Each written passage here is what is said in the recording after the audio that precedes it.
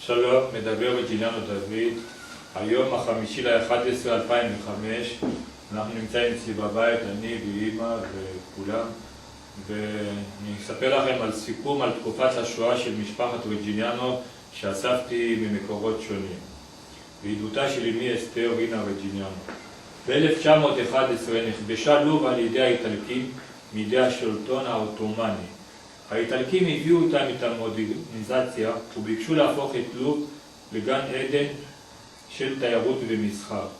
טריפולי הייתה עיר תוססת ואתר נופש מבוקש.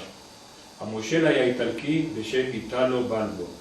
ב-1936, אחרי הקמת הציר ברלין-רומא, החל היטלר ללחוץ על בניטו מוסוליני לעקוף את חוקי הגזע נגד היהודים באיטליה ובלוב, בדיוק כמו בגרמניה. אולם המושל האיטלקי בלוב, איטלו בלבו, לא נתן ביטוי לקו האנטי-יהודי בשל חלקם המכריע של היהודים בכלכלה. ביוני 1940, כשאיטליה הצטרפה לגרמניה במלחמה, תקפו מפציצי בעלות הברית, בריטניה וצרפת, את הרוב היהודי של טריפולי מטעמים אסטרטגיים והרגו עשרות יהודים. קבוצה מיהודי טריפולי שהיו נתינים בריטים וכעת נחשבו נתיני מדינת אויב נשלחו לאיטליה. מוסוליני ביקש להחזיק בהם כקלף מיקוח למקרה שחיילים איטלקים וגרמנים ניפלו בשבי בעלות הברית. אסתר רינה רג'יניאנו מספרת על התקופה שבה הייתה עם המשפחה בשואה. המשפחה הייתה נתינות בריטית בגלל שדור קודם הגיע מגיברלטר שהיא מושבה בריטית. אסתר רג'יניאנו נולדה בטריפולי בשנת 1918 והתחתנה בגיל 17 לרג'יניאנו ויטוריו ויקטור. חתונה נמשכה 7 ימים ו7 לילות. לאחר מכן נולדו הבנות דליה, ואנה, וילמה, ובמהלך המלחמה באיטליה נולדה לינה.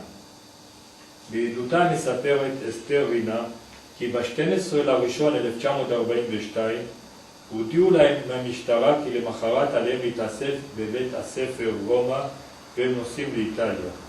וב-13/1/1942 התקבצו המשפחות בעלי נתינות בריטית ובאוניית מסע להובלת בהמות הובילו אותם לנפולי שבאיטליה. בנפולי הפרידו אותם ל3 קבוצות.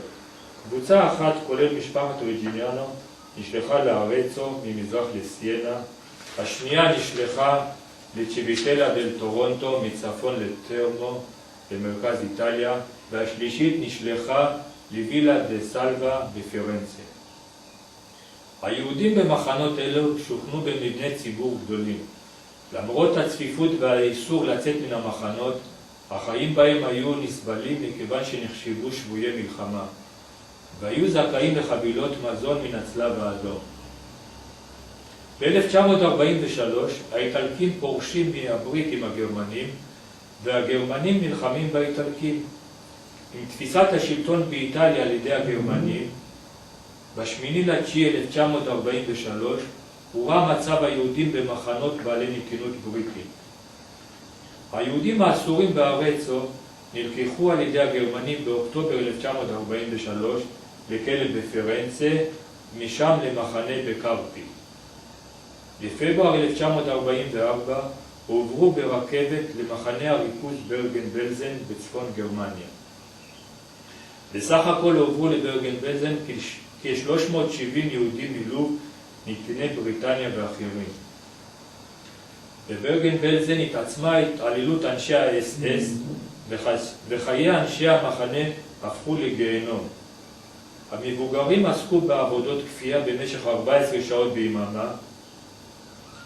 באוגוסט 1944 הוחלפו היהודים עם שבויים גרמניים, ובמשך כמה חודשים נסעו דרך ביטל שבצרפת, ליסבון שבפורטוגל, ומשם למחנה עקורים אמריקנים בקזבלנקה שבמרוקו ואלג'יריה, ולבסוף הגיעו חזרה לטריפולי.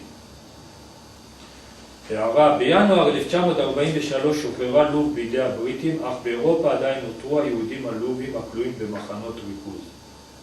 בין השנים 1945 ל-1948 ביצעו המוסלמים פרעות ביהודי לוב. בינואר 1950 עלתה משפחת רג'יניאנו באוניית עצמאות לארץ ישראל.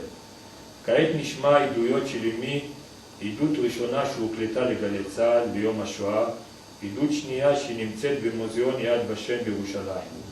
ניתן לצפות בתמונות המשפחה שצולמו במשך השנים. צפייה נעימה, רג'יניאנו דוד. בבקשה.